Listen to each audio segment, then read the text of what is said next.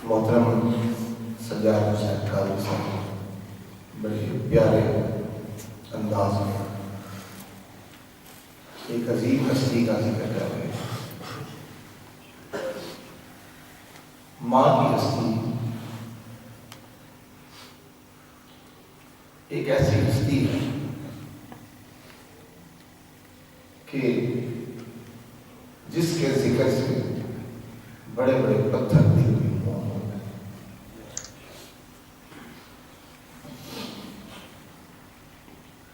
ماں کا ذکر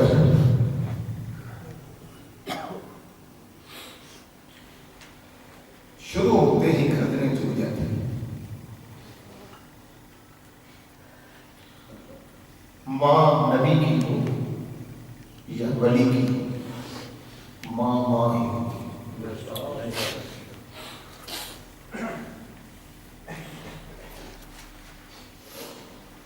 ماں کی جدائی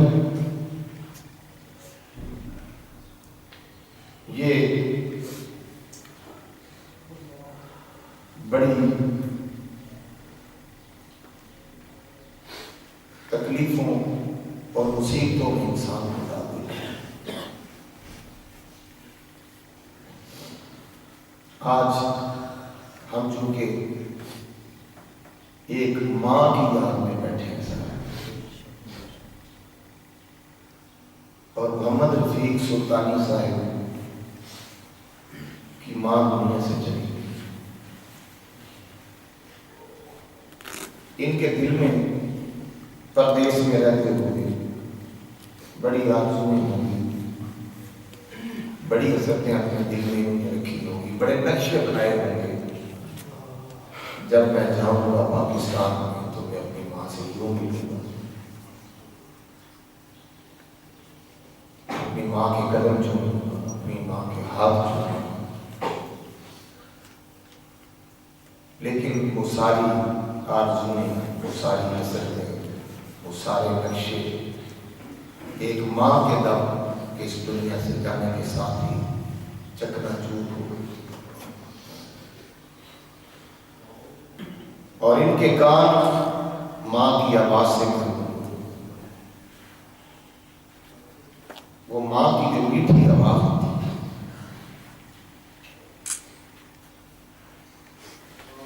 انسان کتنا بھی دکھی ہو، کتنی پریشانیاں ہو، انسان جب ٹیلی فون کے ذریعے ہی اس کی ماں کی آواز اس کے کان میں پڑتی ہے تو اس کے سارے دکھ دور ہو جاتے ہیں.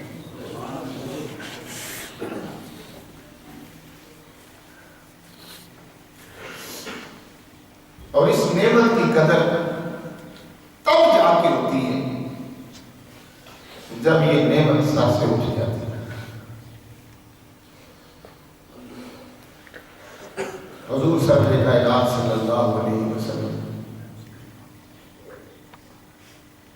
آپ اکثر اپنی ماں کو یاد کر کے رویا کرتے تھے.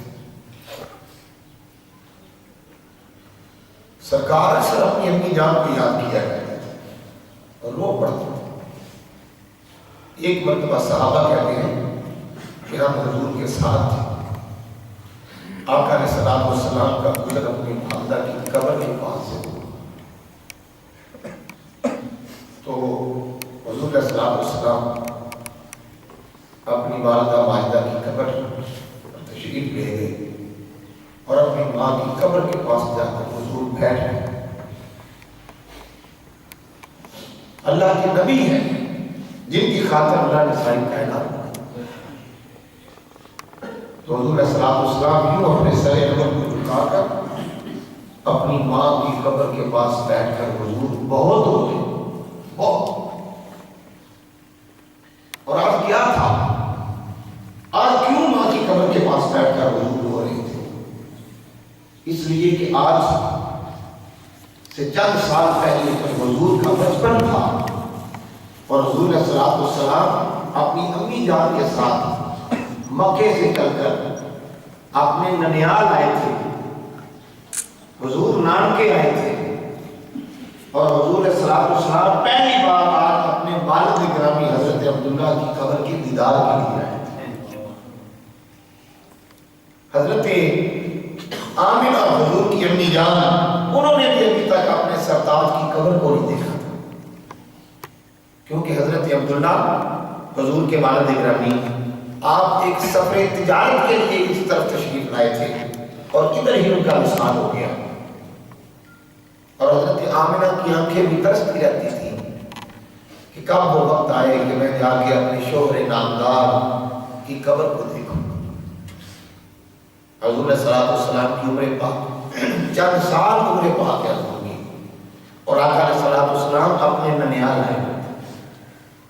اپنے نانکے آئے ہوئے تھے، اور وہاں کوئی بیماری کوئی وبا پھیل گئی، بچے بیمار ہونے لگے، تو حضور کے جو ننیال والے تھے، حضور کے ماموں، حضور کے نانی نانا، ان سب نے کہا آمنہ بیٹی بڑے طاقتور لوگ ہیں حضرت عبد المطلب کا خاندان، تو ایسا نہ ہو کہ اس بچے کو بیمار ہونے کی وجہ سے یہاں پر کچھ ہو جائے، تو ہم اتنی تکلیف برداشت نہیں کر سکتے، ہم ان کا وزن نہیں اٹھا سکتے، بیٹی آپ کے سسرال والوں کا، وہ سخت لوگ ہیں، وہ طاقتور لوگ ہیں،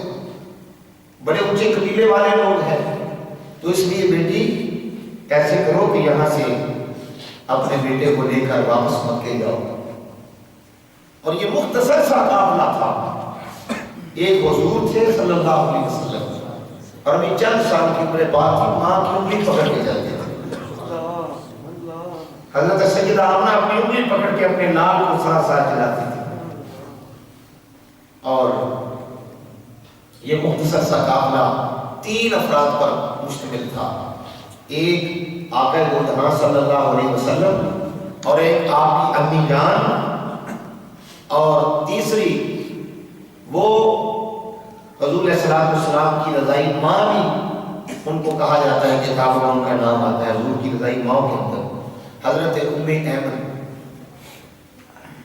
ایک ام ایمن تھی حضرت آمنہ کی خدمت کے لیے، اور یہ ام ایمن جو تھی خوش نصیب خاتون، یہ حضور صلی اللہ علیہ وسلم کو باپ کی طرف سے وراثت میں ملی تھی، وراثت میں ملی تھی، یہ حضور کی خدمت کیا کرتی تھی، یہ حضور کو کھلایا کرتی تھی، اور کتابوں میں یہ بھی لکھا ہے سیرت کی کتابوں میں کہ یہ اس خوش نصیب خاتون کو یہ شرف بھی حاصل ہوا کہ آقا علیہ الصلوۃ والسلام نے ان کا دودھ بھی پیا تھا۔ یہ ام ایمن ساتھ تھی، جب وہاں سے چلے اپنے ننیال سے تو راستے میں ابوا کے مقام پر جب یہ قافلہ مختصر قافلہ ڈاچیوں پر سوار تھا، جب وہاں پہنچا تو آقا علیہ الصلوۃ والسلام کی پیاری امی جان حضرت سیدہ آمنہ طیبہ طاہرہ سلام اللہ علیہا،